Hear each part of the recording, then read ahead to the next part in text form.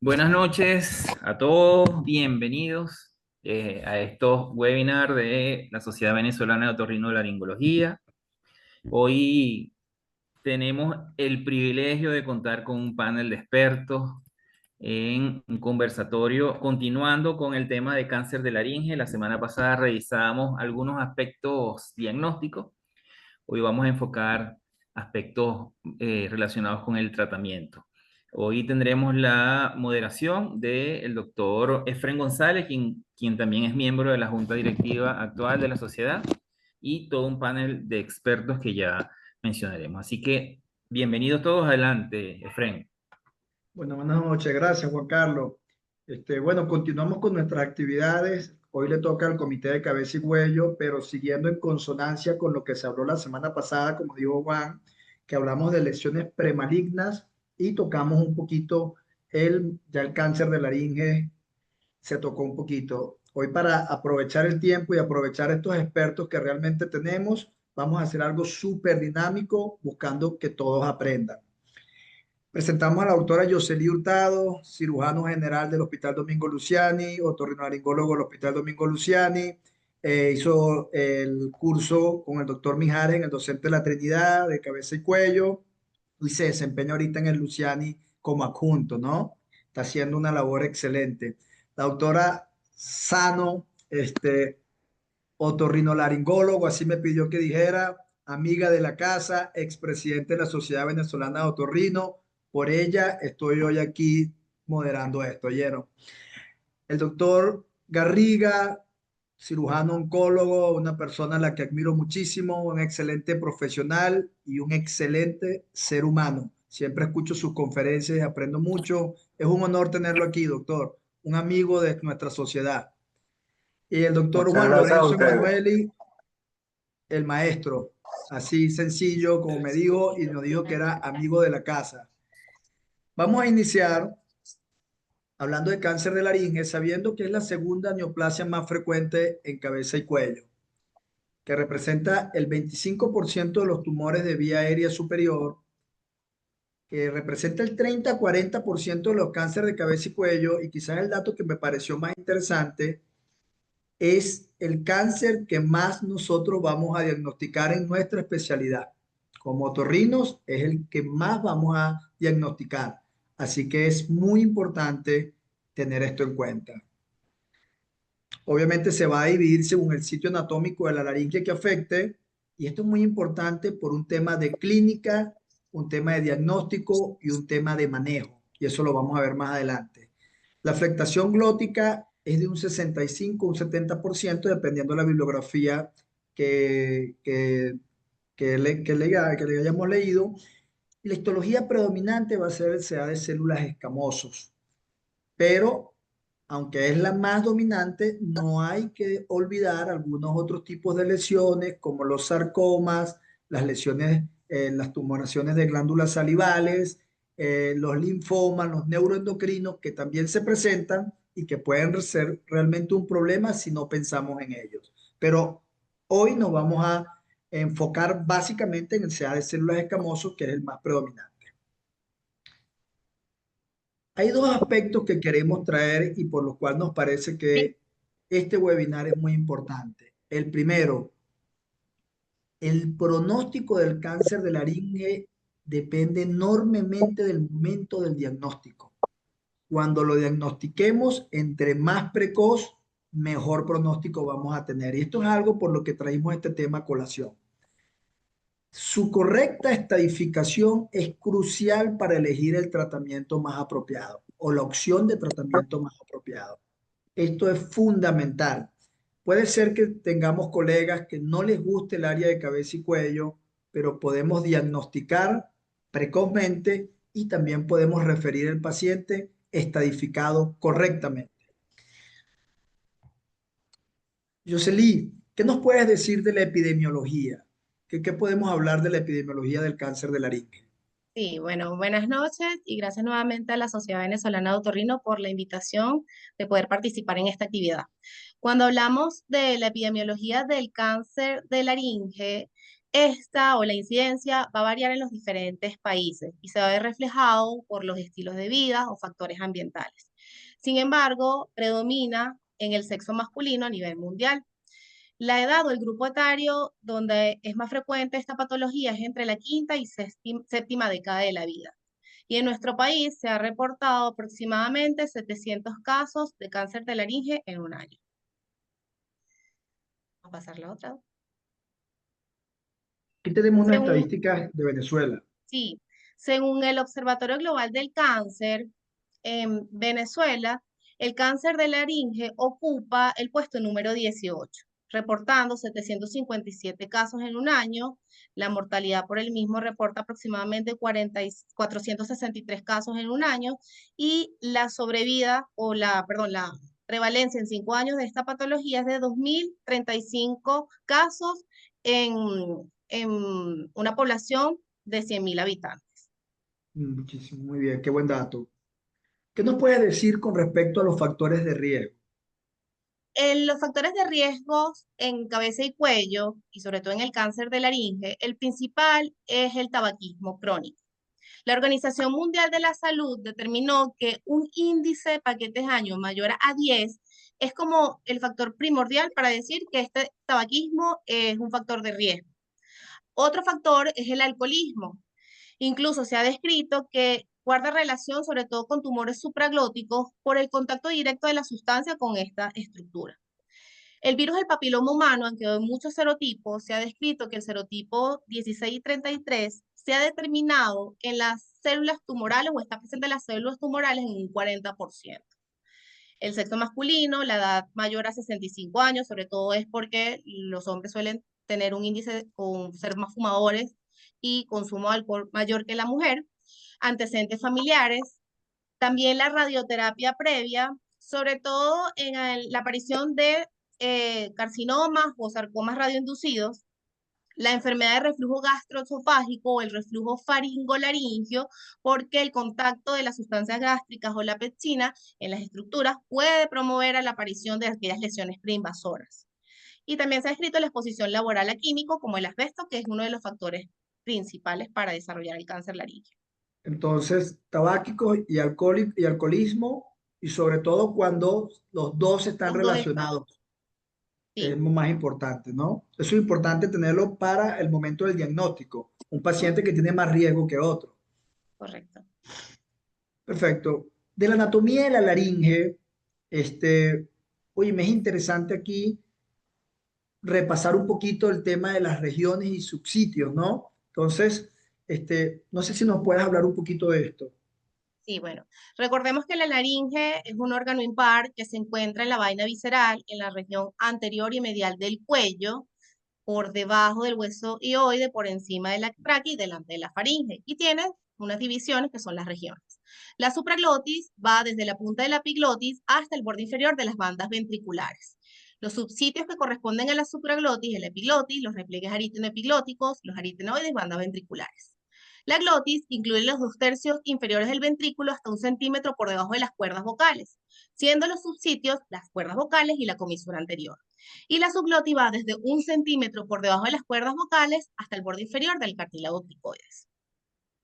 Perfecto. Esto es importantísimo porque estos subsitios nos van a dar una clínica, nos van a dar un manejo según cada uno de estos sitios. De lo que está afectado. Excelente. Sobre la diseminación.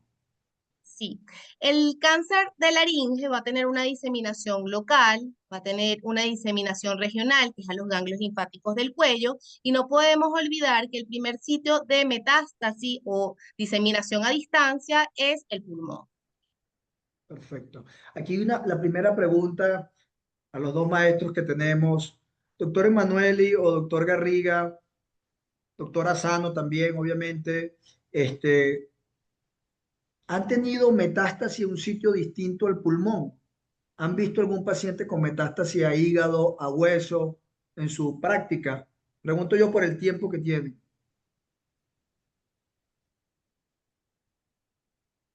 Bueno, yo sí he visto, son muy raras, pero las he sabido a cerebro, también a tejidos blandos, de repente aparecen unos nódulos y son metástasis.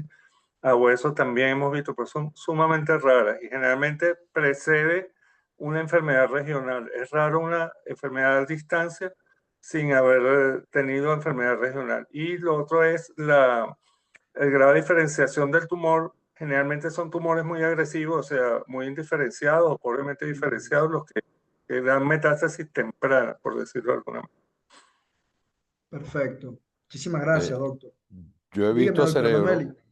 muy raro, creo que la cuento con los dedos de una mano y me van a sobrar bastantes dedos, ¿no? Pero lo importante aquí es que tenemos que recordar no solo que el SEA de laringe hace metástasis a pulmón, si uno puede tener sincrónicos. Claro, Y es muy importante chequear la parte pulmonar, porque la presencia de sincrónicos es relativamente alta. Entonces, es importante investigar eso. No, como dicen, conformarse con que hice un diagnóstico de cáncer de laringe y no voy más allá, porque podemos tener sincrónicos, inclusive metacrónicos. Entonces, es importante esa parte, pues, de de hecho, investigar eso, la parte pulmonar, porque tenemos son los mismos causantes. Entonces, hay que, en un paciente que ya hizo una lesión en cuerdas vocales o en laringe, supraglotis, debemos investigar de que no haya lesión en pulmón Y o en vía descartar que no digestiva, sea inclusive. MT, Juan, descartar que no sea MT, sino como dices tú, un segundo primario. Por eso es que siempre, independientemente, hay que biopsiarla, a pesar que existen signos clínicos y radiológicos sugestivos de un MT o un segundo primario, como hablas perfectamente. exactamente. de análisis. Bueno, con respecto a la diseminación linfática y sus niveles, ¿qué nos puedes aportar a ellos, Celine? Y el tumor o el cáncer glótico es el más frecuente en cuanto a la distribución. Esto es un diagrama de Estados Unidos donde reporta que ocupa el 51%, seguido de supraglotis en un 32% y la subglotis en un 2%. Y evidentemente, hacer la extensión del tumor va a afectar las estructuras adyacentes. En cuanto a la evolución natural del cáncer laríngeo, está determinada su lugar de origen y los patrones de diseminación linfática. El cáncer supraglótico o la supraglotis, mejor dicho, tiene una red linfática, pues muy rica en su red linfática. Por eso es que las lesiones primarias suelen tener una diseminación linfática regional precoz. Al contrario de a nivel de la glotis, donde la red linfática es escasa y no suele presentar de entrada una diseminación a ganglios linfáticos.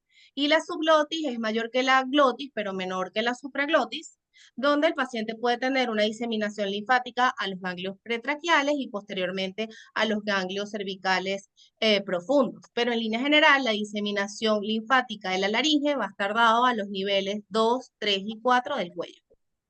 Esto es importantísimo tenerlo bien claro porque esto nos va a dar manejo del cuello, del cual vamos a hablar más adelante, pero es fundamental. Por eso que el subsitio es importante.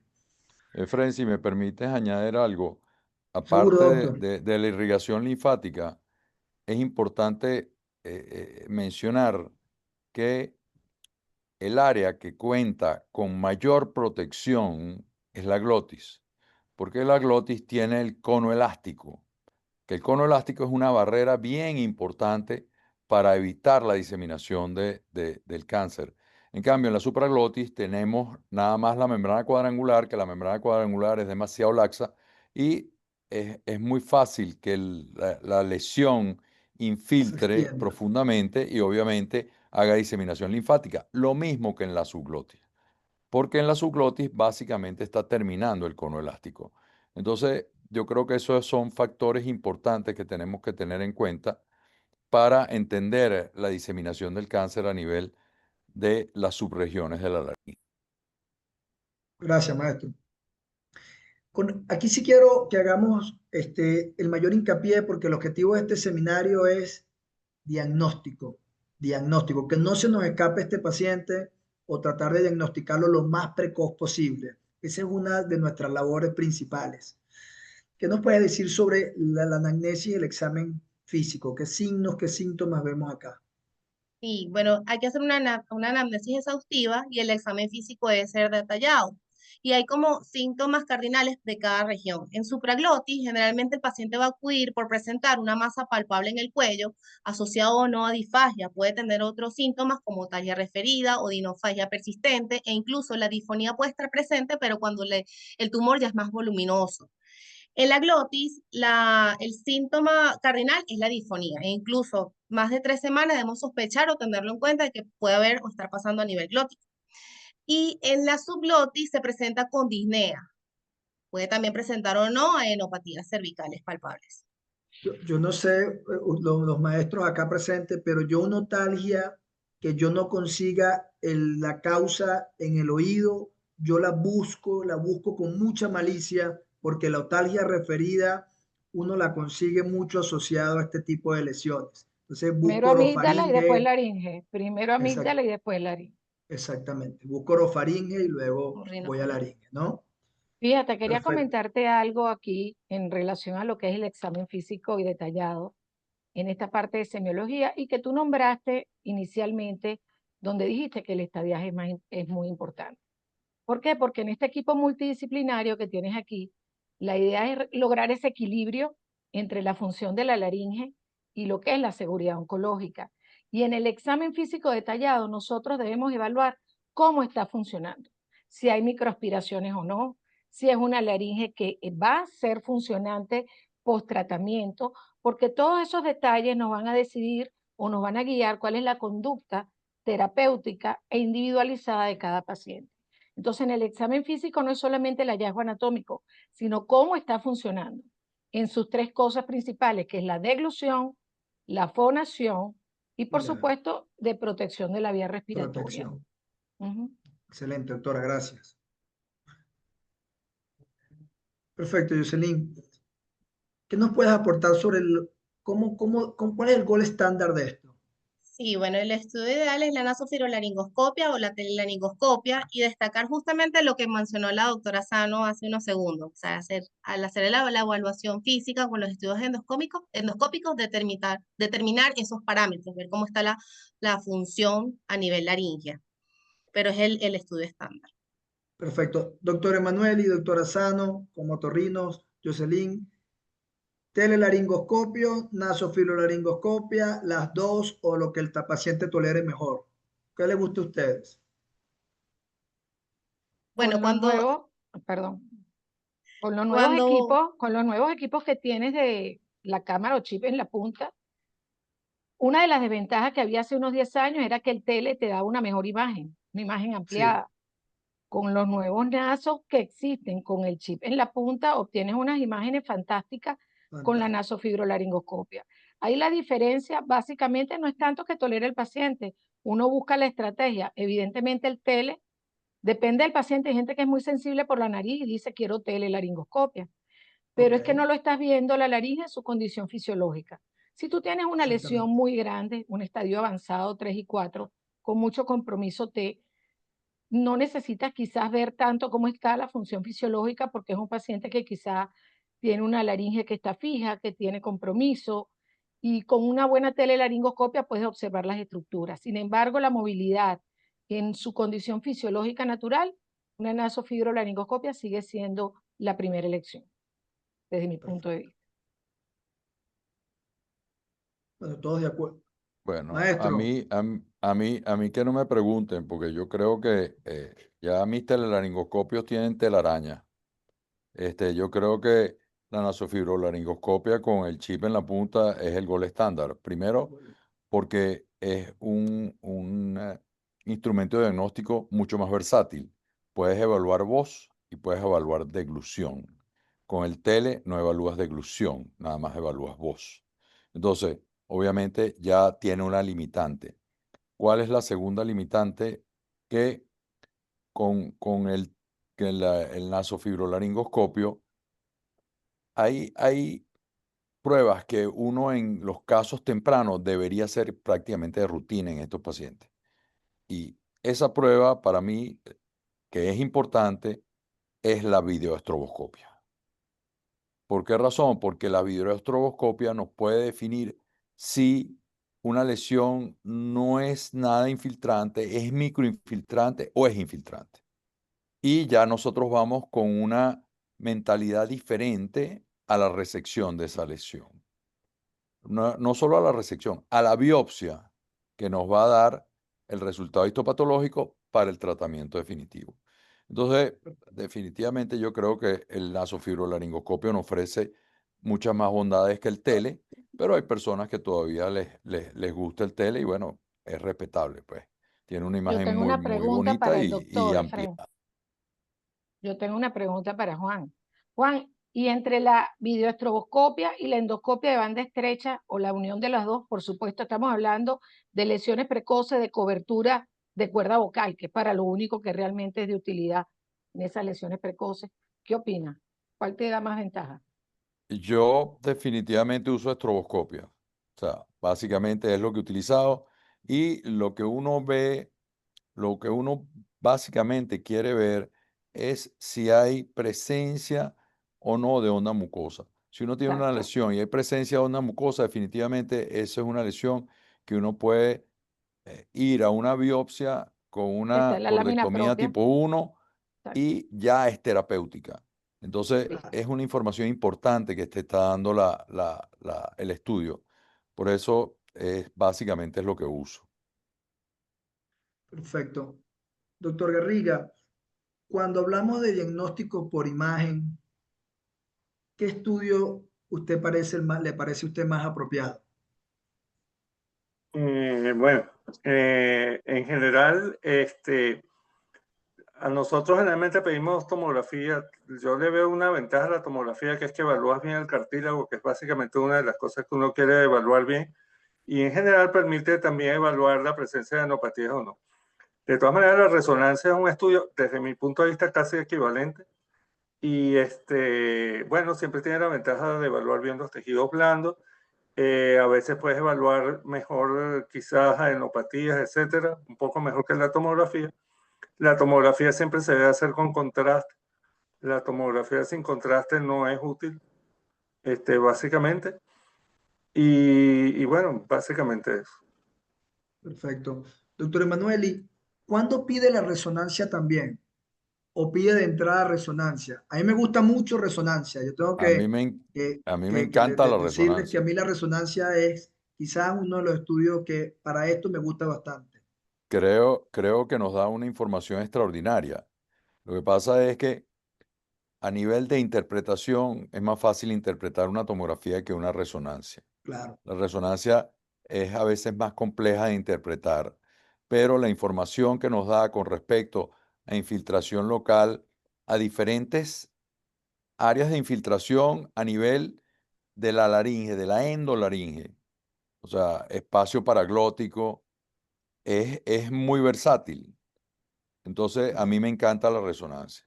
Yo Perfecto. me gusta utilizar resonancia y si el paciente tiene forma de hacerse los dos estudios, bueno, ideal dos estudios, pero si tengo que escoger uno, escojo resonancia antes de tomografía. ¿Y tú, Yoseli, cuál escogerías? Si tuvieras que Bueno, escoger, obviamente sí, entendemos que si el paciente puede hacerse los dos, buenísimo. sí, la tomografía de cuello contrastada es la que suelo indicar con mayor frecuencia. Si pues esa, entra las posibilidades de hacerse las dos, bueno, lo ideal sería las Perfecto. dos. Y la doctora Sano, Nosotras también pedimos tomografía de cuello con contraste.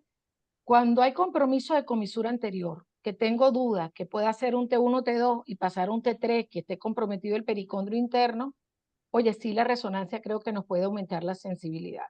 Pero tú con esta imagen axial que tienes aquí, tenemos que recordar el webinar que ustedes realizaron la semana pasada, donde la sí, doctora Ferrer habló de un elemento muy importante, que es el mapa glótico. Eso, tenemos residentes en sala, es importante. Esa división que nombró la doctora, tercio anterior, medio y posterior, con los espacios de diseminación que nombró el doctor Juan Lorenzo, porque eso te da una idea de la función, el pronóstico y el tipo de intervención quirúrgica que tienes que hacer. el manejo. Y en Claro. comisura anterior, que para mí es lo más Ya voy a crítico porque preguntar pasa, eso, doctora. No, no se me adelante tampoco, adelanto, no, así no me no, adelanto. así no. Que saben mucho, ese es el problema cuando saben tanto. Ya voy para allá. El CityPEC, Jocelyn, ¿cuándo pedirías un CityPEC? Bueno, generalmente de entrada en el cáncer de laringe no se indica, solamente en casos primarios ocultos, recaídas o sospecha de una enfermedad nodal de bajo volumen. O sea, es un estudio que tenemos que tener o considerar, pero de entrada al hacer el manejo inicial, generalmente no se solicita. Válido. La biopsia. Quiero preguntarles quién hace biopsia en el consultorio, quién tiene canal de trabajo, quién las hace en consulta, cuáles harían consulta o si todas van para quirófano y se hacen en quirófano, como ustedes quieran responder. Es una pregunta interesante, como hay residentes en sala. Todas las laringes que sospechan que tiene alguna lesión van primero a anestesia general para una laringoscopia directa.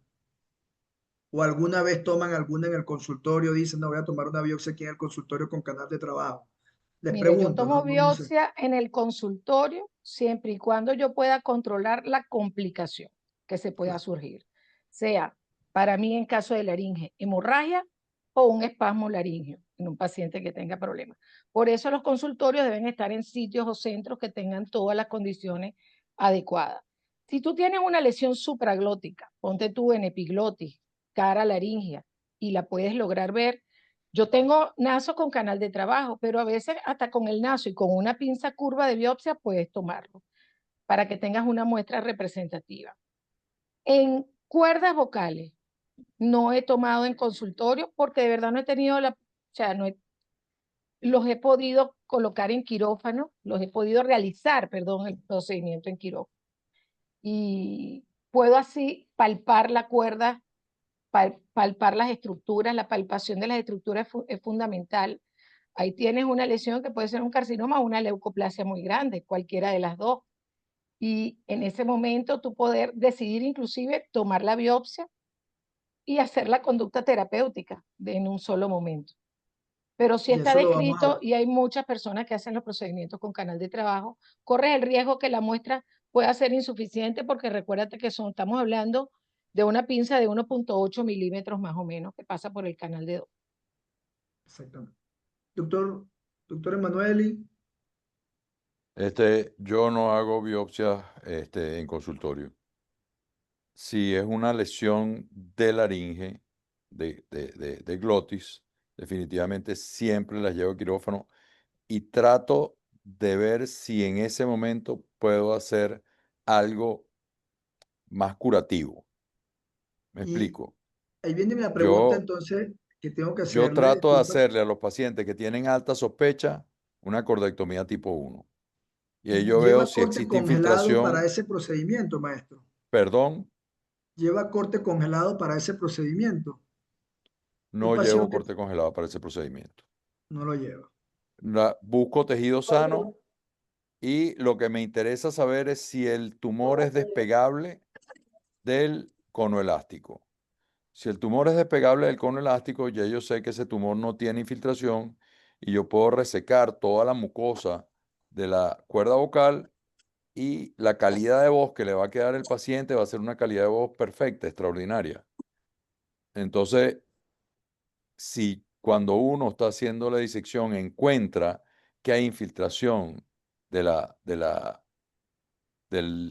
colmo elástico, o sea, del ligamento vocal, entonces uno puede diferir, hace la biopsia y difiere el tratamiento ulterior. El tratamiento ulterior sí se conversa con el paciente porque la calidad de voz que uno dejaría si uno se lleva el ligamento o parte de la cuerda, si hace una cordectomía tipo 2 o tipo 3, es mucho peor. Y eso sí no, yo no considero que debe hacerse sin el consentimiento del paciente, o sea, y sin un diagnóstico, obviamente, porque nos va a producir una afectación de la voz. En cambio, una decorticación realmente no produce mayor alteración de la voz en el postoperatorio. En este punto, que ya llevamos media hora y faltan todavía las preguntas, ¿cómo hacemos para fomentar un diagnóstico precoz entre las personas que nos están escuchando, nuestros residentes? ¿Cómo hacemos para que las laringes, porque a veces hay pacientes que consultan y cuando tú le preguntas la historia, han ido anteriormente a otros médicos y nunca se pensó en que te podía tener esta patología? ¿Cómo haríamos? ¿Cuál sería una estrategia usted que dio tantos años, el doctor Garriga, que tantos años ha dado clases, la doctora Sano, Jocelyn y yo sí estamos un poco ahí por debajo de este años pedagógicos. Pero ¿cómo haríamos para nosotros fomentar esto? ¿Qué le dirían ahorita en este punto a las personas que nos escuchan? Mira, lo primero que le diríamos a los residentes es la práctica de la semiología. Sin semiología y la buena historia clínica nunca van a llegar no solamente en laringe, en rinología, en otología, en ningún diagnóstico. Segundo, entender que estamos ante una estructura cervical que necesitas instrumentos y tecnología para poder ser visualizada. A pesar que tú no dispongas en tu centro hospitalario, el paciente debe hacerlo. Debe buscar la manera, hay que evaluar anatómicamente esa laringe, cómo funciona, dónde está la lesión, el tipo de T, si es anterior, posterior y qué tipo de lesión. Pero lo más importante que le digo a los residentes es el seguimiento. ¿Por qué? Porque los residentes de nuestros hospitales, por las condiciones quizás sociodemográficas o socioeconómicas individuales de cada paciente, pueden hacer un diagnóstico precoz. Pero en el interín que el paciente consulta, ponte tú un T1, a que termine de hacerse todo el preoperatorio, el paciente puede pasar hasta 6 meses y el T1 cambiar de estadio. ¿Qué hay Totalmente. que hacer con estos pacientes? Seguimiento. Enzimoterapia. Tiene que estar encima del paciente y escucharlo, los signos, la voz, la deglución y la respiración. Esos 3 puntos cardinales, evaluar función con la semiología, estudio endoscópico, complementamos con imágenes y tenemos el diagnóstico. ¿Alguien más quiere opinar algo? Voy a empezar a pasar porque es que ahora es que empieza el webinar, ahora empiezan las preguntas. Yo nada más Bueno, quiero hacerte un comentario, Efraín, dígame, maestro. sobre educación. Realmente yo creo que lo más importante en esto es hablar con el paciente, hacerle entender cuál es el problema. Porque si no se le hace entender al paciente cuál es el problema, el paciente lo minimiza y posiblemente deja de hacerse lo que tiene que hacerse. Y segundo, yo creo que cuando se colocó que el VPH era una enfermedad de transmisión sexual porque causaba cáncer de cuello uterino, fue para alertar realmente a la población que si tenían VPH, tenían que investigarse, tenían que ir a la consulta para evitar esto. Entonces, yo creo que nosotros debemos partir de que una ronquera que dure más de 3 meses es un tumor hasta que no se demuestre lo contrario. O Más de sea, 21 días ya. entonces, Consulta. Semana. ¿para qué? Para que para que esos pacientes que tienen una ronquera acudan y tengan un diagnóstico adecuado. Porque el problema es que los pacientes tienen la ronquera, pero no se ven. Y muchas veces por ignorancia, porque dice, bueno, esto es una ronquerita y se me va a pasar, esto es un problema de reflujo, qué sé yo. Y yo creo que es muy importante porque el diagnóstico Ese temprano punto, maestro, cambia la historia del cáncer de laringe. ese punto es muy importante porque muchas veces también le echamos mucho la culpa al reflujo y nos centramos en reflujo y nos olvidamos de fondo de esta patología y eso puede pasar. Vemos una laringe con algunos signos, no tiene reflujo, pero no vimos bien. Entonces, eso me pareció súper importante. No sé si el doctor Garriga lo veo con... Sí, sí, quería decir algo. Uno, fomentar estas reuniones como las que tú estás haciendo, Efraín, porque esto es llevar información a mucha gente y motivarla y fomentar que la difonía y otros síntomas, como tú bien dijiste, la otalgia, la disfagia, etcétera, son importantes. Yo creo que hay otro factor importantísimo, que es que el paciente sea referido o acuda al profesional adecuado. Porque si un paciente va a un médico general con una disfonía y le manda un tratamiento sintomático que no le va y nunca le ven la laringe y nunca lo investigan, eso va a pasar, como dijo la doctora Sano, los 6 meses y ya no va a ser un estadio 1, sino un estadio 3, 4. Creo que eso es importante también. Perfecto, doctor, muchas gracias. Bueno, yo le había traído la estadificación, pero esto lo podemos buscar todos en casa y lo podemos ver para no perder tiempo, porque tenemos 36 minutos y ahora es que empieza. Hay que saber que los tumores supraglóticos, los glóticos, los T1 y los subglóticos tienen su clasificación TNM, como todos lo sabemos. El T es importante. Quizás algo que sí quisiera que, ahí le voy a preguntar a Jocelyn, la clasificación del cuello, el estadiaje del cuello es importantísimo, el estadiaje del cáncer de laringe, esto lo podemos conseguir, pues se mete uno en la NCCN y lo consigue, ¿no? Pero, Jocelyn, factores pronósticos de estas lesiones. ¿Por qué hablamos tanto del diagnóstico precoz? ¿Por qué tiene que ser tan importante el diagnóstico precoz? Sí, los factores pronósticos que debemos considerar es el tamaño del tumor, cuál es el compromiso ganglionar, si tiene o no enfermedad extranodal, si hay invasión linfovascular y o perineural, el grado de diferenciación, el patrón de infiltración y los márgenes.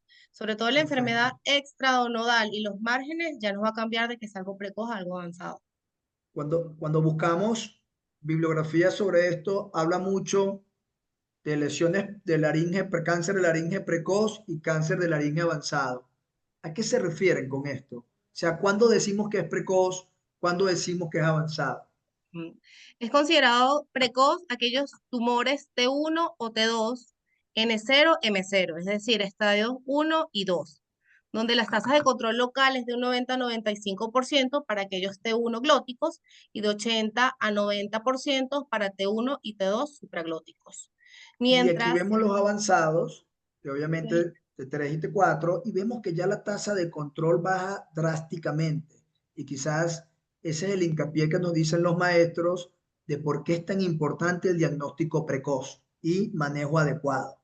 Ahora sí va a empezar, ahora sí empezamos con el webinar. Oye, doctor Emanueli, ¿cómo manejar una lesión sospechosa de laringe? Ya usted nos dio su abordaje y por eso yo le preguntaba lo del corte congelado. Usted nos lo explicó. Doctora Sano, ¿usted hace corte congelado? ¿Lleva el patólogo al quirófano? No, No. no hago corte congelado. ¿Tú, Trato de Jocelyn? tomar una biopsia con la menor cantidad de lesión posible.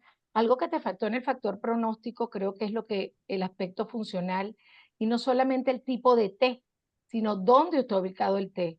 No es lo Claro. mismo que tengas un TU en comisura anterior que lo tengas encima del aritenoide. La diseminación es diferente, los tejidos a extraer, a resecar o a tratar son diferentes y el Ya lo, tratamiento post-QTRT también. ya lo vamos a Así. ver, ya lo vamos a ver. Empezó ahorita el webinar, ahorita. Está bien. Este, Bueno, Entonces,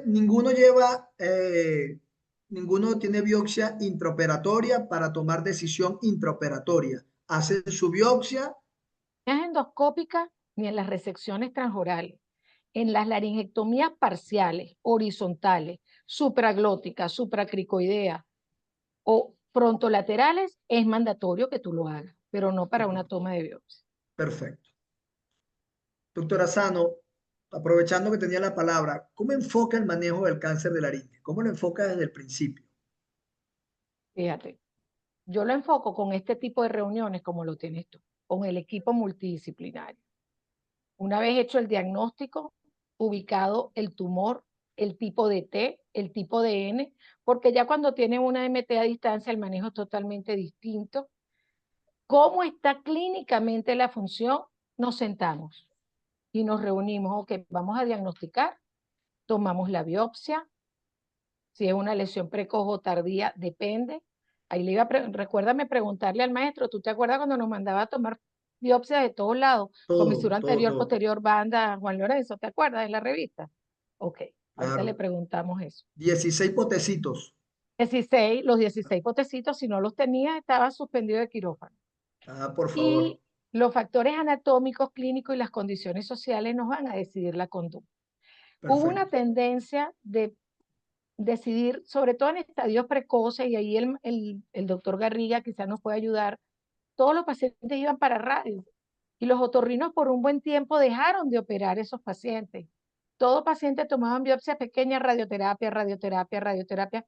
Claro, con los nuevos equipos de intensidad modulada y arcos volumétricos modulados es una maravilla. pero la realidad social es otra y a veces la cirugía sigue estando vigente Claro, en esos totalmente. estadios. Bueno,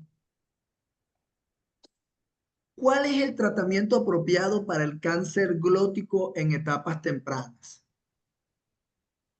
Maestro Emanueli, ¿qué nos puede decir aquí? ¿Cuál para usted es el apropiado?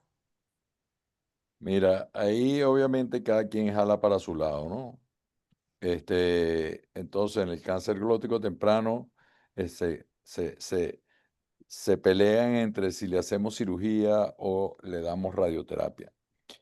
Es que yo siempre se mide la calidad de vida de los pacientes con una ronquera, Ujú. pero no se mide la calidad de vida de los pacientes que tienen una faringe Maestro, actínica. esa es una pregunta, no sea así. Esa viene ahorita. Bueno. Es una pregunta. Entonces, yo creo que si uno puede dar tratamiento tratando de conservar la voz en una forma apropiada, tratamiento quirúrgico, tratando de conservar la voz en una forma apropiada, ese es el tratamiento ideal. De hecho, los europeos están tendiendo a hacer mayor cirugía en lesiones tempranas que utilizar tratamiento radiante. Entonces, yo Han soy cambiado. partidario del tratamiento quirúrgico en lesiones tempranas. Perfecto. Bueno, las cordectomías endoscópicas, los diferentes tipos, aquí las tenemos y eso va a depender de cada caso en particular, obviamente, ¿no? Doctora Yoseli, doctora Sano, ¿hay alguna relevancia en la afectación de la comisura anterior que la nombró, la doctora Sano la nombró? ¿Cambia en algo que esté la comisura anterior afectada? Sí, yo Sí, creo que al estar afectada la comisura anterior va a cambiar también el abordaje al momento de hacer la resección, sobre todo para ver si se determina o no la resección completa o los márgenes, más allá de cambiar el estadiaje. no, yo difiero en eso porque yo creo que de todos los sitios de la laringe donde uno se equivoca más en el estadiaje es en la comisura anterior. Es el sitio que yo más le tengo miedo. ¿Por qué? Primero, porque hay una diseminación subglótica de un 25 a 40% descrita variable en la literatura que no ves.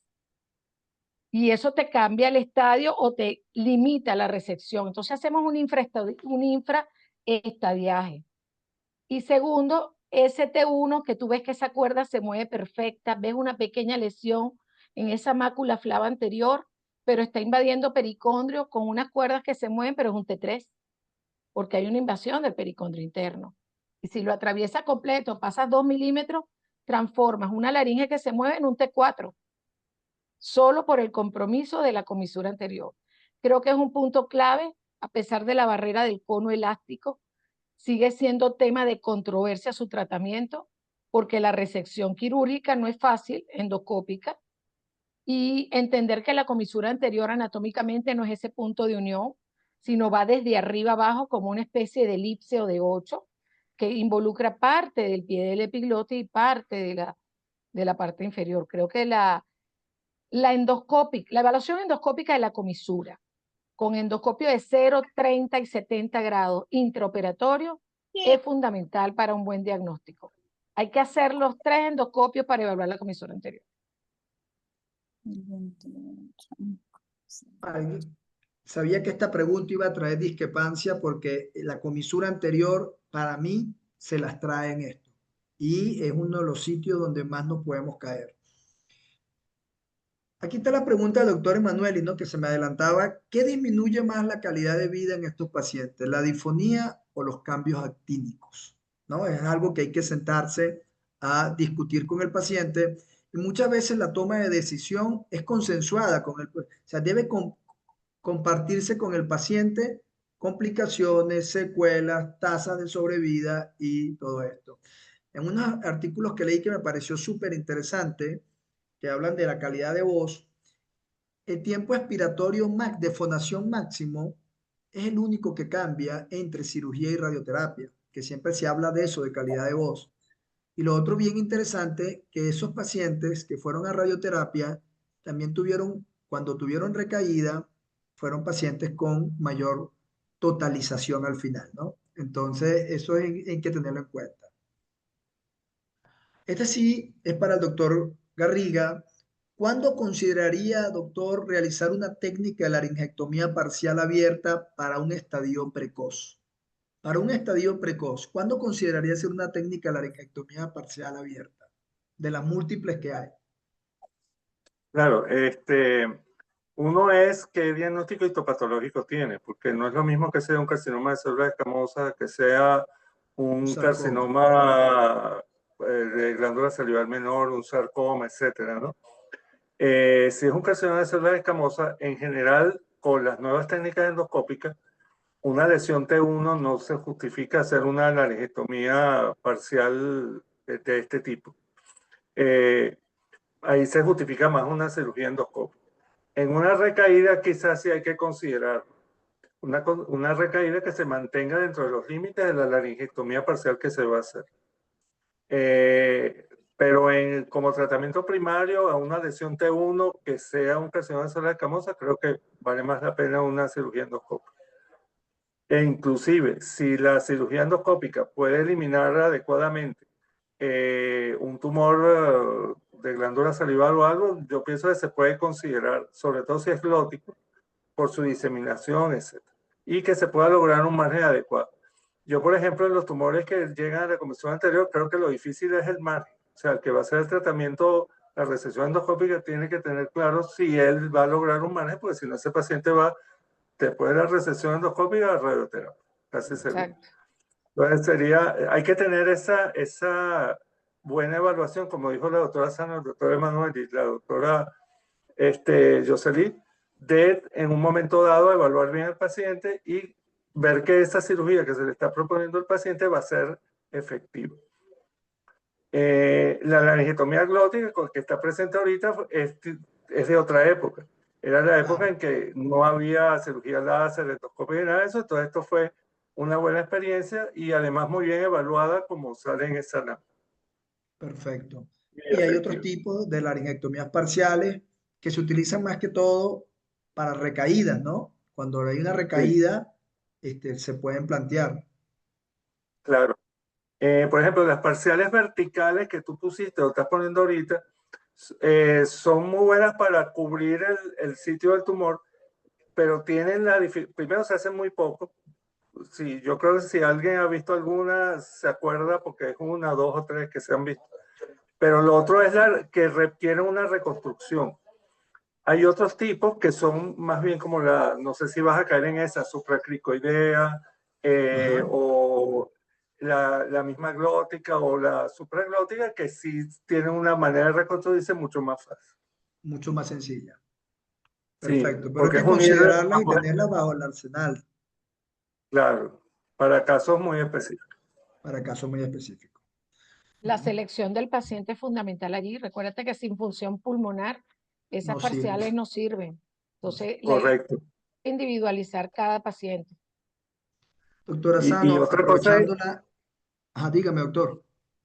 ajá, así como la función pulmonar, lo otro es que se conserve la unidad cricoaritenoidea.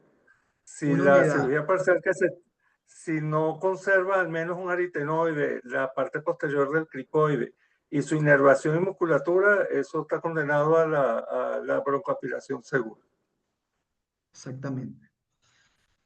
Doctora Sano, aprovechando, ¿cuál es el tratamiento apropiado para el cáncer supraglótico en etapas tempranas? El cáncer supraglótico en etapas tempranas, yo digo que así sea etapas tempranas, una cosa es el T, pero la riqueza linfática, como muy bien describió la doctora Hurtado, en la diseminación ganglionar es sumamente rápida. De hecho, nosotros diagnosticamos los pacientes con la MT ganglionar local antes que la disfagia o la odinofagia que genera ese problema. Lo ideal, si tienes un estadio temprano con un cuello negativo, poder realizar una resección transoral es lo ideal. Y depende de dónde está ubicado, porque si está muy próximo a lo que es en esa supraglótica, ese repliegue aritenoepiglótico que hace contacto con la cara medial de ese seno piriforme en esa profundidad, eso para mí me da un margen de preocupación a la hora de que seguramente voy a necesitar no quirúrgicamente no voy a poder resolver completamente y voy a necesitar tratamiento neoadyuvante, quizás con radioterapia o quimioterapia en los casos de carcinoma supraglótico. Ya vamos a hablar de eso también. Bueno, esa parte del porcentaje de diseminación linfática, que es lo que cambia entre la glotis y la supraglotis, es súper importante tenerla en cuenta, ¿no? Lo otro es que como manejemos la lesión laringea, deberíamos manejar el cuello. Eso también es importantísimo, porque no podemos pensar en manejar la laringe endoscópico y el cuello de otra manera. El cuello también tenemos que hacerlo, ¿no? Y esto lo vamos a tocar también más adelante.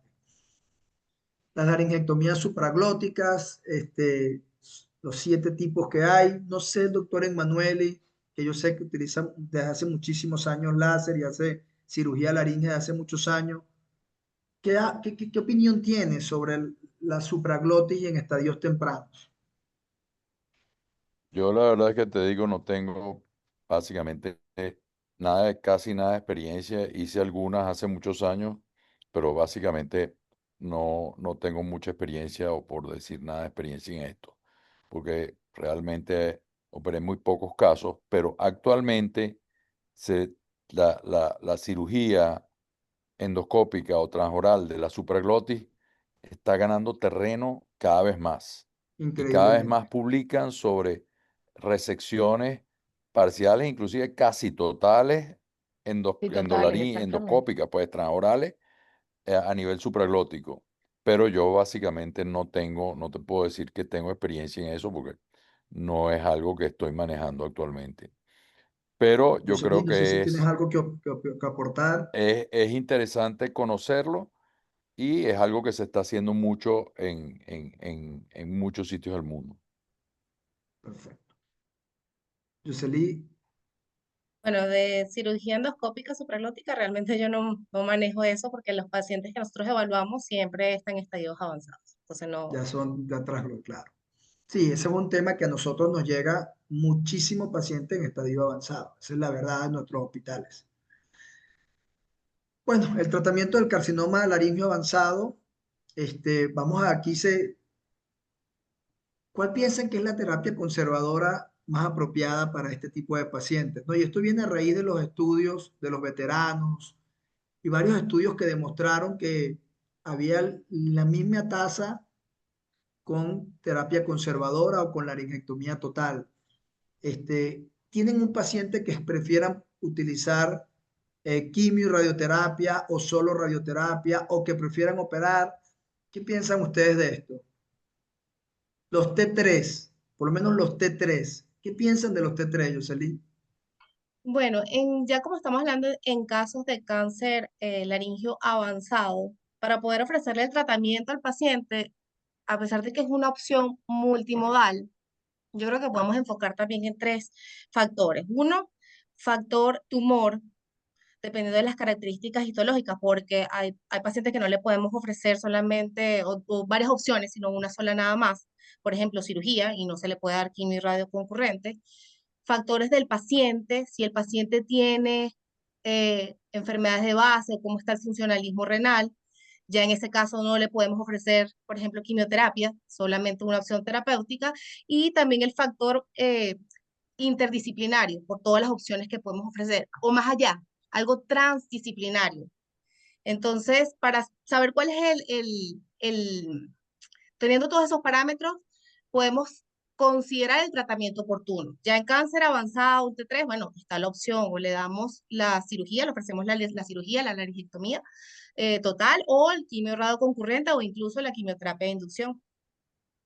Hay algo que tenemos que discutir entre equipo y además con el paciente, Y porque hay pues pacientes saber, que y están familiares. totalmente negados a una laringectomía total, que lastimosamente están negados y no lo aceptan, pues.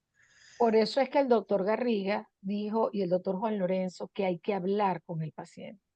¿De qué te sirve a ti tratar un paciente en un estadio avanzado que el paciente tiene una gastrostomía y un traqueotomo porque ni respira ni puede tragar bien porque aspira?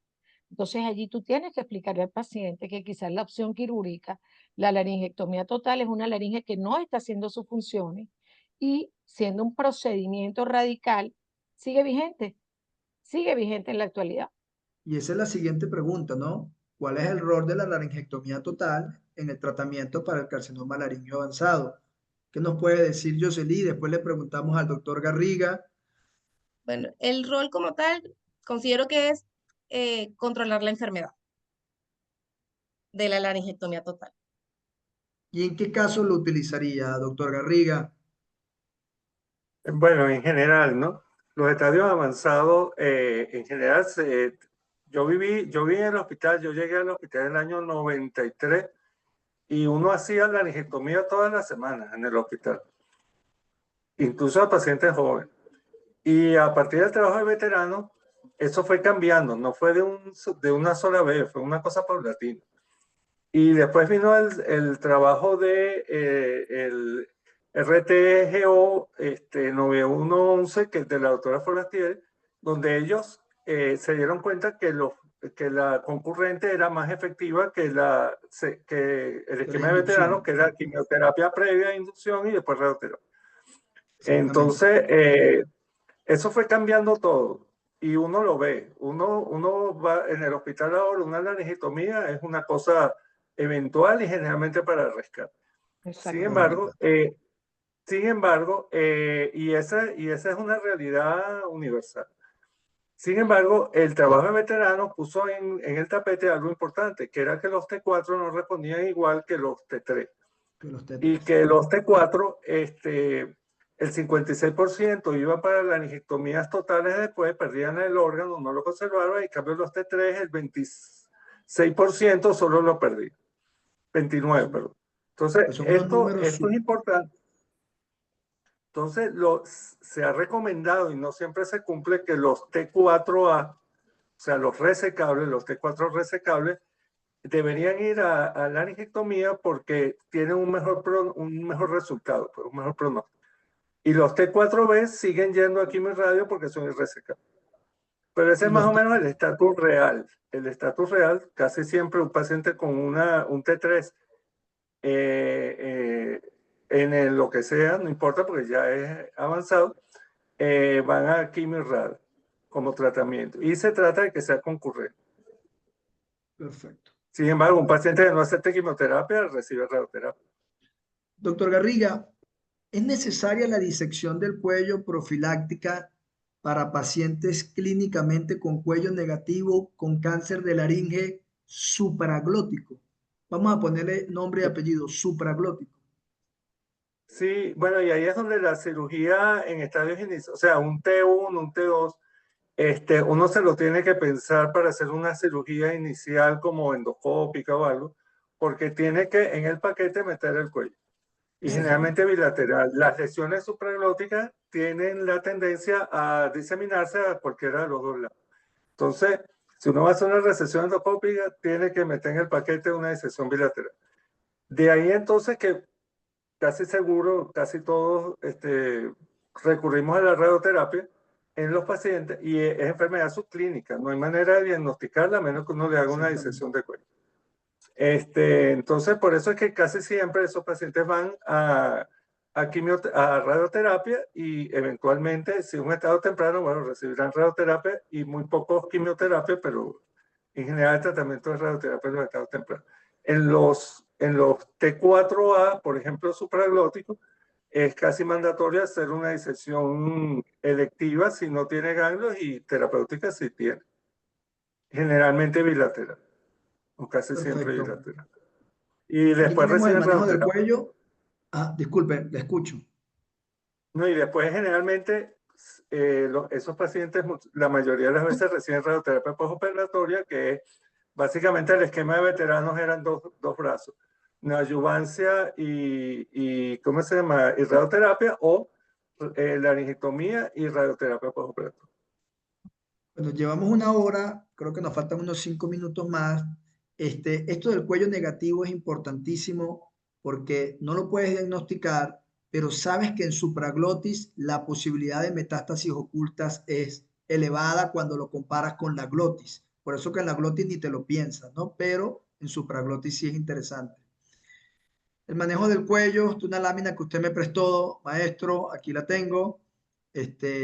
Se habló de la bilateralidad, que es importante, los niveles, y oye, muy importante es cuando hay diseminación extranodal, ¿no? Eso es importantísimo, enfermedad extranodal. Ya eso nos obliga a otras cosas. Doctora Sano, ¿cuál es el rol de la rehabilitación deglutoria en pacientes con cáncer de laringe? Usted que ha hecho tanto hincapié en eso, en la funcionalidad de la laringe.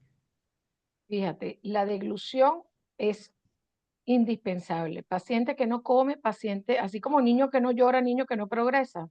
Lo mismo pasa con el cáncer de laringe. Paciente que no come, paciente que no progresa. La deglución con los cambios actínicos, como muy bien dice, no es nada fácil. Y por eso se mandan las terapias cuando el paciente tiene radioterapia, para mejorar estas condiciones y ayudar a la deglución, porque el paciente te hace una disfagia por irritación.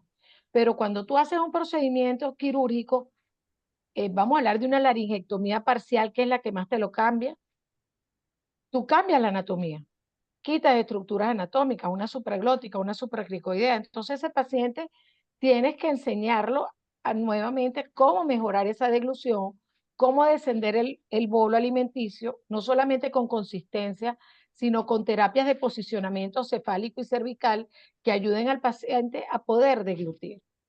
Tanto es así que hubo una época, no sé si recuerdas, Efraín, que todo paciente que iba a tratamiento radiante, había escuelas que le hacían gastrostomía de entrada a los Sí, pacientes sí. para evitar justamente la desnutrición post-tratamiento. Claro, eso ha ido variando con las nuevas técnicas de radioterapia. Y sí he visto cambios deglutorios importantes en pacientes con afectación anterior, es decir, los que tienen afectación hacia el esqueleto laríngeo anterior, no tienen tanta afectación deglutoria, por supuesto, como los que tienen Claro. afectación de la unión cricoaritenoidea con afectación del espacio postcricoideo. El manejo es distinto. ¿Qué opciones, maestro Emanuel, y que está muy silenciado, me da miedo, para el paciente con cáncer de laringe localmente recurrente? Usted operó un paciente, el paciente se presenta nuevamente con enfermedad en su seguimiento. ¿Qué opciones tiene uno para ofrecerle a este paciente? Mira, hay un dicho que dice que el que pega primero pega dos veces, ¿no? Yo creo que en cáncer el que pega primero pega 100 veces.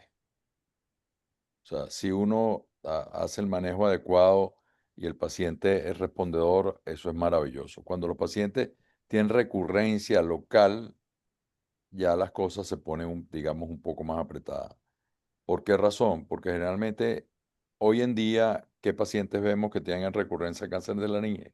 Pacientes que fueron tratados con radioterapia, puede ser con quimioterapia, pero la que más nos importa es la radioterapia. Entonces, los índices de complicaciones cuando nosotros hacemos un tratamiento, bien sea radical o parcial, en una laringe que recibió radioterapia, son bastante altas. Entonces, generalmente ahí tenemos que contar con un equipo de cirugía plástica reconstructiva para que nos ayude a generar esas reconstrucciones, porque esos pacientes, la incidencia de generación de fístulas en las totales o generación de necrosis y fístulas en las parciales son altas. Entonces, obviamente todo depende de lo que encontremos en la recurrencia, porque si nosotros tenemos un paciente que fue un estadio temprano y tiene una recurrencia, nosotros podemos manejarlo inclusive en dolaringio. Pero si es un paciente que tuvo una lesión de importancia, vamos a hablar de un T3 y se le dio tratamiento médico oncológico, radioterapia y quimioterapia concurrente, entonces definitivamente el tratamiento tiene que ser mucho más agresivo. ¿Por qué razón? Porque cuando ese paciente recibe radioterapia, la reaparición de las lesiones no necesariamente son unifocales, pueden ser multifocales. Entonces uno tiene que ser más agresivo desde el punto de vista del tratamiento. Entonces, muchas veces esos pacientes van a un tratamiento más radical. Doctor Yo tengo una Garriga. pregunta, Frank. Yo tenía una Ajá. pregunta para el doctor Garriga y el doctor Emanuel y la doctora Jocelyn. En el caso de la recurrencia periostomal, ¿sigue estando vigente en casos avanzados que la realización de la traqueostomía aumenta el riesgo de recurrencia periostomal? Bueno, eso siempre se pensó, siempre, incluso habían estudios que trataban de demostrarlo. Tiene la lógica de que como uno hace una traqueostomía muchas veces y escinde donde hay tumor, puede que ese tumor se siembre en el sitio de la traqueostomía. Sin embargo, no es algo que se vea, que uno pueda estar seguro de que fue así. Okay. Esa es la realidad y cada caso puede ser muy particular. Pero eso es un debate común hasta cierto punto. Sé que Yo pienso que es más mito Hay que que tomarlo en realidad. cuenta y hay que tomarlo en cuenta. Claro. estuve viendo, maestro, trabajo de los italianos, que son muy buenos en esto, y en pacientes con recurrencias locales, obviamente muy delimitadas, la manejan transoral tranquilamente, paciente que fue operado, a 2 años después presentó una recaída y la manejan transoral, que en mi tiempo una recaída era igual a la laringectomía total, me acuerdo, era igual a que se totalizara el paciente. Y hoy en día las cosas han ido cambiando. Entonces, eso es interesante, ¿no? Ya tengo como 5 o 10 minuticos pasados, pero ya terminamos. La Hay varias disección, preguntas en el chat, ¿oíste, Frank? ok. Entonces, bueno, la disección electiva de cuello mejora los resultados en el tratamiento de rescate en casos localmente recurrentes de cáncer de laringe. ¿Qué piensa usted, doctor Garriga? Ajá, eso es también un tema. Por supuesto, estamos hablando de un paciente probablemente avanzado que recibió quimio y radioterapia y que hace una recaída entonces regional, ¿no? O también puede ser el paciente que recibió quimio y radioterapia y hace una recaída local. En Local. las recaídas locales, muchas veces entonces se hace esa laringectomía que muchas veces es la solución para la recaída. Y muchas veces, si no hay enfermedad clínicamente, ganglionar clínicamente evidente, se puede hacer una disección selectiva. Selectiva implica simplemente quitar los ganglios que están en los niveles 1, 2 y 3. En general, si bien esto puede dar morbilidad, porque la hemos visto también los colgados, etc. En general, para hacer una laringectomía, tú tienes que visualizar la yugular, tienes que ver la carótida, etcétera, separarla de ellos y hacer la laringectomía. Lo que no conlleva mucha más operación que la misma laringectomía. Por supuesto, se lleva más tiempo, pero siempre es una posibilidad. Un concepto nuevo que hay desde el punto de vista de disecciones es también la supraselectiva. Y son para aquellos pacientes que han recibido quimio y radio y uno considera que probablemente la enfermedad fue tratada y fue recientemente tratada, entonces uno puede simplemente quitar ganglios selectivamente, o sea, 1 o 2 niveles que sean apropiados. También uno podría justificar en un momento dado si realmente ha recibido quimio y radio recientemente y previamente no tenía ganglio, que probablemente esa enfermedad ganglionar no está tratada para ese momento. Entonces, hacer una laringectomía total nada más. Cada paciente en ese caso hay que individualizarlo un poco. Perfecto. Bueno, ya hablando de sobrevida, la sobrevida es muy clara, lo hablamos, y esta es la importancia de este seminario, y lo dijo Jocelyn, entre más avanza el estadio, menos sobrevida tenemos, es lo lógico. Por eso tratamos de diagnosticar temprano y manejar temprano.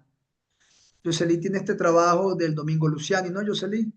Con Sí, tu- bueno, es una morbilidad de los últimos 5 años, donde de las laringectomías totales que se han realizado en el servicio de otorrino, no tenemos como tal una morbilidad con pacientes en estadios precoz, porque la mayoría de los pacientes que acuden en la consulta, como le dije anteriormente, acuden ya en una etapa avanzada. Y es cónsono con lo que ya se ha hablado previamente, donde evidenciamos que el sexo masculino es más predominante. Esto fue una morbilidad de 5 años donde se han operado aproximadamente 49 casos. Y lo que quería era destacar justamente eso, el sexo masculino y bueno, la edad que no la coloqué ahí está alrededor desde los 40 a los 60 años, no, pero era pero bueno, para acotar te la morbilidad de felicito nuestro porque servicio. siempre ponemos estadísticas americanas, europeas, chinas, y nosotros también tenemos que poner las nuestras, las que hacemos nosotros. No serán del mismo volumen, pero tienen una Correcto. importancia porque son en nuestro país. Entonces te felicito por esto.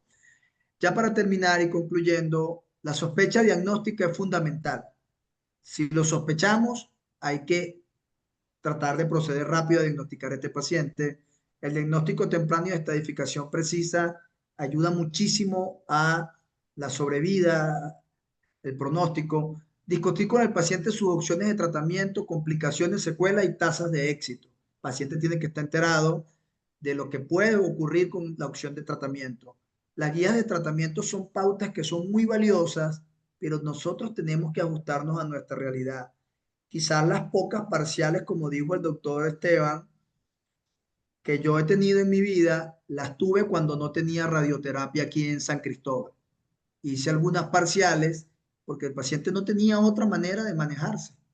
Y era eso o era no tratarse, porque no había radioterapia en la zona. Hoy en día contamos, muchos de esos pacientes que quizás le ofrecí eso, hoy le ofreciera radioterapia de repente. Y bueno, quizás que no nos dio chance de hablar, pero el seguimiento es fundamental. Y hay que hacerle saber al paciente que sea la modalidad de tratamiento que se escoja, debe seguirse, porque es más fácil enfrentar una recaída en un pequeña local a ya algo más grande. Agradecerles de antemano a ustedes por oírme su tiempo, porque desde que les escribí aceptaron gustosamente compartir y porque este seminario, este webinar se llama así, porque cuando les preguntaba cómo los presento, todos me dijeron como amigos de la sociedad, como amigo tuyo. Y es verdad, esos son lo que son nuestros amigos y siempre contamos con ustedes. El doctor Garriga, que es de una sociedad afín de cirugía oncológica, le damos muchísimas las gracias por su tiempo, porque sé que esto es valioso. Gracias a ustedes por Mira, esa oportunidad. quedan todavía unas preguntas por allí, Efren. Ah, ok. Concha, no las estoy viendo, Juan. Déjame meterme para verlas. Vamos a ver dónde está el chat de preguntas. ¿Cuál tienes por ahí? Bueno, el doctor Dagoberto menciona un aporte de las cámaras 4K, cómo cambian la imagen con el fibro y se ven con sustracción del rojo y se detalla más la lesión intramuro. O sea, las tecnologías en cuanto a endoscopia están generando avances, ¿no? El doctor Leonardo Vivas, si fuese necesario la biopsia, oye, no entiendo mucho la pregunta. La pregunta. Satisfacción de muestra para evitar reintervenir, exponer al paciente. Vamos a esperar que el doctor Vivas nos vuelva a hacer la pregunta, por favor. La doctora Erika Ojardí, recomiendan, cuáles recomendaciones, según los expertos, para manejar los síntomas de laringitis actínica durante el primer año? Una pregunta interesante. Laringitis actínica durante el primer año, ¿qué recomendaciones? ¿Qué recomendaciones le podemos dar a estos pacientes, doctor Emanueli, para estas laringitis actínicas? Que yo creo que lo que más le molesta Durante es el la primer faringe. año, bueno, durante el primer año realmente yo lo único que yo les recomiendo una sola cosa, que se hagan hermanos del aceite de oliva. Ajá. Cualquier cosa que vayan a comer con aceite de oliva, porque realmente el problema más grande que tienen todos estos pacientes es de glutorio y Sí, tienen mucha bastante de dificultad de gluten. glutoria porque realmente hay destrucción de las glándulas salivares menores a nivel de la pared faríngea y eso hace de que la deglución se haga muy difícil. Obviamente hay sustitutos de salivas artificiales. Nosotros básicamente manejamos muy poco eso aquí, pero en otras latitudes se maneja con mucha frecuencia y eso ayuda bastante a la parte de glutorio en estos pacientes. Fíjate, Fren, en relación al diagnóstico, disculpa que me salte, el diagnóstico precoz, en el hospital tenemos 2 consultas de cabeza y cuello y afortunadamente vemos mucho paciente precoz. Y no solamente la laringitis actínica te da trastorno de glutorio, nosotros le mandamos a comprar la saliva artificial en la Facultad de Farmacia de la UCB.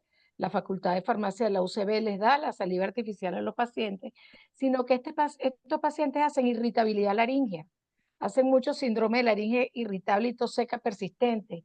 Y en algunas ocasiones tienes que darle tratamientos tipo pregabalina para mejorar esa tos seca persistente que aunado al trastorno de glutorio, oye, le ofrece una calidad de vida al paciente, que el paciente llega al consultorio y te dice, oye, fue peor el remedio que la enfermedad, Claro. porque claro, lo estás curando. Entonces son cosas donde lo que yo digo, estar encima del paciente, el seguimiento periódico, endoscópico, mensual, bimensual, de acuerdo al tumor, localización y donde esté, es fundamental, que no se pierda. Doctora, aprovechando que usted tocó ese tema, yo tenía la duda entre pregabalina y gabapentina para esa laringe, ¿con cuál le ha ido mejor? Fíjate, a mí me ha ido mejor con pregabalina. La Ok, evidencia científica dice que no hay diferencias, o sea, no existe diferencia significativa, una pH, no hay diferencia significativa. Pero en nuestra experiencia en la unidad de otorrino y en el hospital, nos va muy bien con la pregabalina. perfecto. Otra pregunta en relación al P16 que mencionábamos en las charlas pasadas en relación al cáncer de orofaringe. En este tipo de cáncer de laringe, pues, ¿tiene alguna importancia como factor pronóstico o cambia el tratamiento? ¿Has Yo visto nunca lo he algo, Jocelyn, en mandado. los pacientes del hospital? En general no. No. No se disminuye o no se desintensifica el tratamiento porque sea P16 positivo, no, como si se pudiera considerar en orofaringe. Orofaringe. Hasta ahora no. Sin embargo, sí hay casos donde está asociado BPH a cáncer de laringe. Otra, la doctora Teolinda de Morales escribe que cuando estuvo en el hospital de niños hubo un caso de biopsia de lesión laringea reportada como adenocarcinoma. Recibió tratamiento combinado y falleció muy rápido. ¿Qué opinión tienen de este tipo de lesión a esa edad en niños?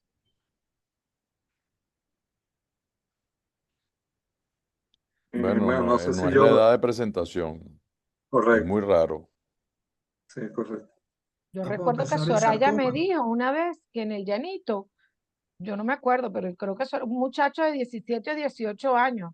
Yo no sé si estaba todavía, claro, ya nosotros nos habíamos ido del hospital Efren. No sé si Yoseli se acordará de ese caso, pero ella me comentó que hubo un caso de una persona muy, muy joven.